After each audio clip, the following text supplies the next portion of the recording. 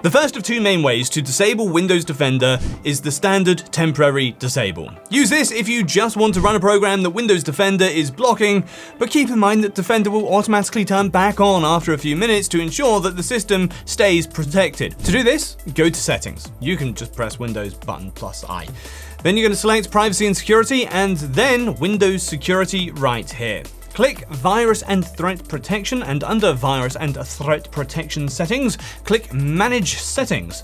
And here, to disable Windows Defender, switch Real-Time Protection to Off.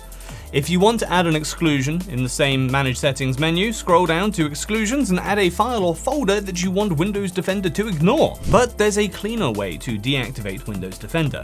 It's designed to stand aside if it detects a reliable antivirus software, so you just need to install one. You shouldn't trust this to a random antivirus since it might create an even bigger security risk, but I can give you a couple of solid recs that I use myself. Bitdefender or Norton antivirus software. These will actually protect your device way better than Windows Defender. Plus, they are way more customizable. You'll be able to easily manage exceptions and disable or enable pretty much any feature you like, especially with Norton. If you want to check them out, use the links in the description because this way you are going to get the biggest discount possible too. Now, for Windows Pro and Enterprise users, you can also deactivate Windows Defender through group policy, a feature used to centrally manage user devices. This is a niche, highly risky and complicated procedure, so I won't expand on it here.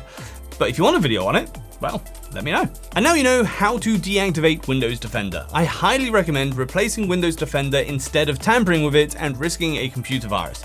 You can check the video on the screen for an in-depth best antivirus software review, and my top picks are in the description. Bye!